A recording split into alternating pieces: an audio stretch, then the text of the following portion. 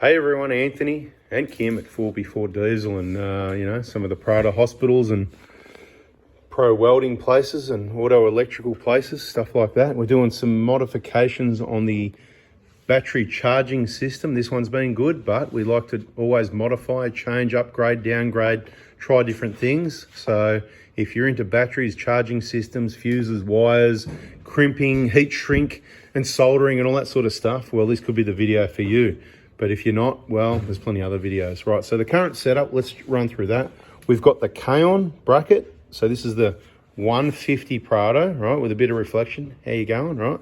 Give you a wave just about. With the K-on bracket, there's a couple of different K-on brackets, so don't get those mixed up. They're the same at the top. The bracket's the same, but down there, where that bolt is, some of the vehicles it's this way and some are flat. So if you order one, make sure you put the year vehicle and have a look at it before you install it, because you might be disappointed if you happen to get the wrong one by accident. Now, this bracket, I'm not sure if it's actually been modified. I guess it has. I did ask Kay and I said, hey, we need a DC-DC charger bracket. That's what this is, but that can also fit the SBI 12, which is what's here. Now, I've taken a few things off, so don't worry. I'm going to explain that in a moment. But the first thing I want to point out is Redarc, whose products we're using, they actually recommend that these SBI 12s be mounted with the terminals, this side here, facing upwards. So this is actually an incorrect mounting position, but what we've done by doing this it's been like this for approximately a year, maybe 2 years, I can't remember, I think it's closer to, how old's this car? It's only 2 years old, yeah, and we put this in throw, so about 2 years we've been running it like that, and it works just fine. So I just want to be clear what they recommend, and it's probably all for good reasons, but we had to break the rules and do something different, and it's worked perfectly fine. So let me just explain that. It's quite simple. We've got the wire coming off our main cranking battery that is charged by the alternator, and it's our belief that the alternator does a pretty good job on most vehicles to also charge if you've got a second battery there. So we've added the wire, we've put a fuse in. That's open at the moment again because we're just having a look, so don't stress about that. Small wire here because just, for maneuverability, but we've got quite a big one there. I can't remember what it was. You can check all the previous videos. We might have a playlist on solar charging and batteries, so all the info you need is probably in there. Bigger cable there for the jump starting. And why would I be jump starting? Well, this is just a standard battery, what's it called? Lead acid battery. And if you hammer them round enough, they're really good quality batteries, the UASA, and you get them from every battery.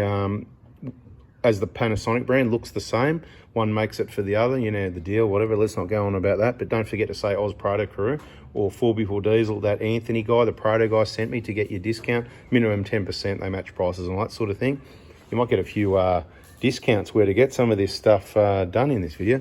Anyway, so the point is the battery, if we hammered it enough on corrugations, it could become broken and it could fail, or we could be out on a trip and the kids are, I don't know, maybe they're in the car, listen to music, leave the radio on, maybe someone turned the light on at night, and of course it drains the battery slowly, and we end up with a flat battery here. What do we do? If we've only got one of these, there's actually nothing we can do. We can rely on someone else. Hopefully you've got some jump leads, or we could probably connect up some solar panels and charge it up. But if we're really organised, we've got one of these. They're only about, 150 bucks worth, something like that. And all you do is you connect. I don't even put a momentary switch because I'm just into simple and reliable. I've actually removed it all. I had a male spade terminal in there with an alligator clip, and all you would do is manually touch that or connect it onto the positive here and click. This would light up and connect. You've probably seen it in other videos. Maybe you can do it on your own car, but this is how it works. That's normal operation for the blue wire. When you connect it to the positive here, that the red light comes on, and all this is really is an isolator. It's a switch. It's an on-off switch, and it connects two batteries or two wires together. So in this case, this battery via that wire comes up to this side here. Sensing side goes toward this side here, and of course this other side here goes straight down around, whatever the case may be, and it comes up here straight into there, and of course there's a fuse and there's the battery setup. Let's not get too complicated with all the other stuff at the moment, but don't worry, it's all under control. We'll take care of it. So if you want one of these brackets, kaon.com.au, Redarc stuff. Look, you can get it off the Redarc website, but of course they're a bit like Shell petrol stations. They're the dearest. They set the retail. I don't think they really want to sell that much fuel. They sell it to everyone else. They supply them. So all your other auto shops, auto stores, four-wheel drive shops, they probably sell them, or if you are getting the auto electrical installation work done, the installer can, of course, supply it as all part of the job. So it doesn't really matter how much it is, because they're doing the job and it's whatever it is. You can get it and get it cheap and bring it in, and they'll just put the markup on it anyway, because they're there to make money. It's called a business, right? Anyway, so what I've got at the moment is we've got this isolator connecting the two batteries. So you start the engine, it automatically senses from the battery, the main cranking battery at this side, when to connect without us doing anything with wires. The wire is the override system for us to jump start using this battery, because there's a good chance that this battery, not in this car with two fridges that are completely inefficient, but there's a good chance that this battery would start the engine if this battery was flat or half flat or something like that. So that's why, yeah, just going over that again, but this, you don't have to do that.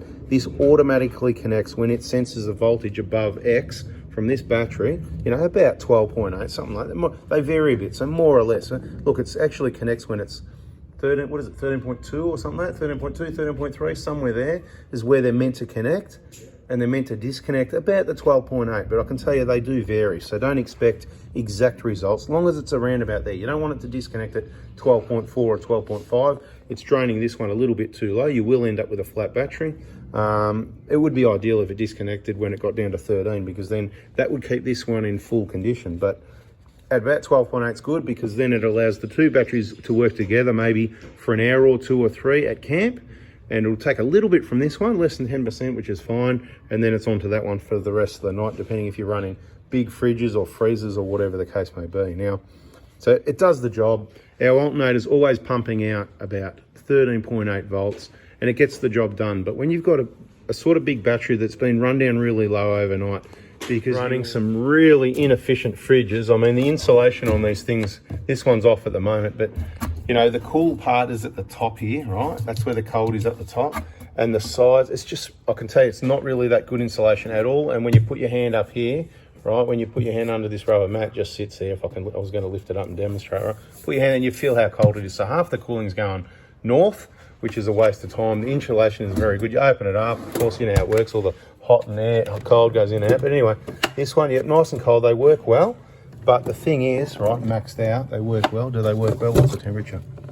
Not too bad. It's not that exciting, is it? It's not that cold. So the drawer fridges, they are good for some purposes, but I wouldn't do it again. But my point is, very inefficient. So that means this Century battery that you would get from every battery, once again, with a discount, or check out where your specials are and that sort of thing.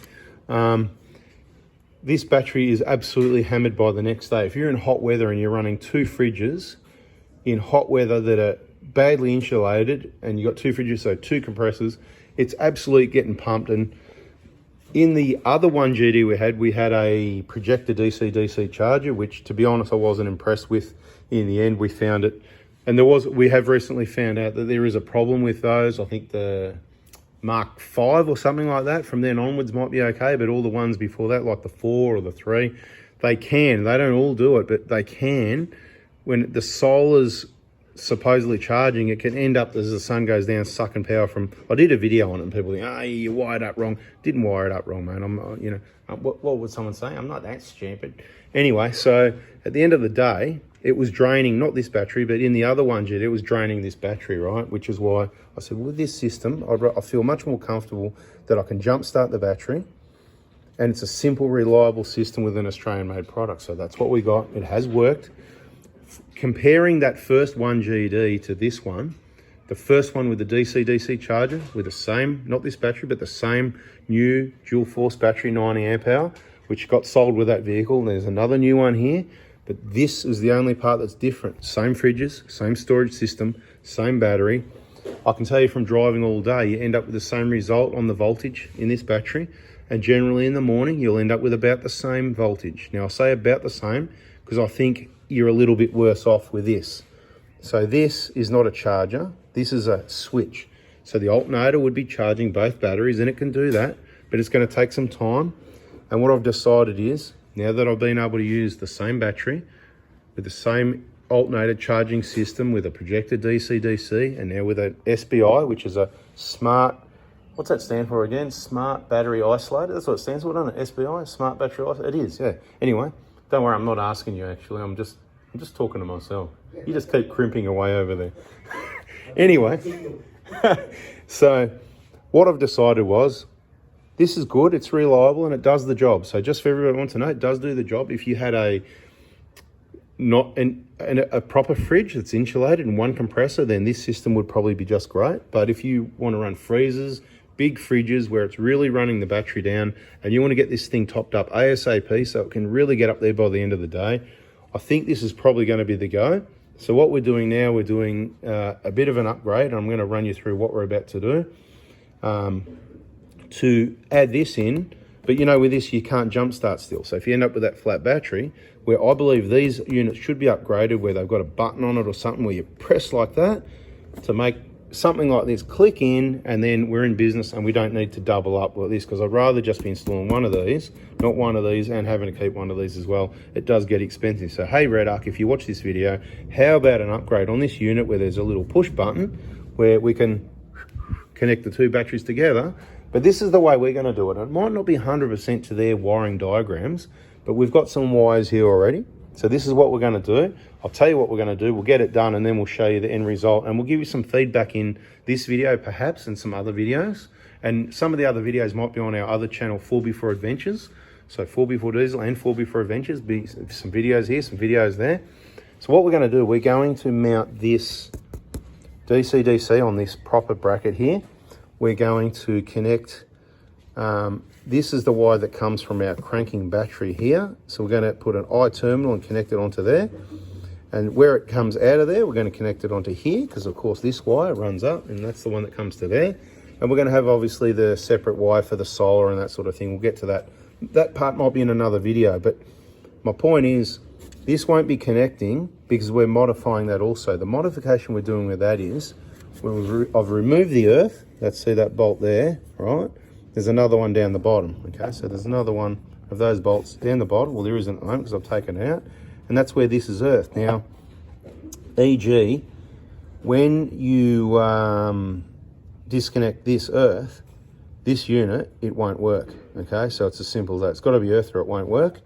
And normally what you have is, if this is earthed around here, that's connected on earth, yep, operational, then this will work when you start the engine automatically. Take this off, when you start the engine, it doesn't work, okay? So that's what we've done. We don't want this to work, but we still want to be able to go and connect our little on there to short it out, if you like, to make it automatically connect to jump start the other battery. So what we're doing is, we're going to, making up that little piece for me over there, we're going to put a little, see this is a female, we're going to get a male spade terminal, short piece of wire, and an 8mm terminal, and we're going to slot that male into there, and we're going to connect that onto there. So it's like this is connected all the time. Oh yeah, here it is. It's just been delivered. Here it is.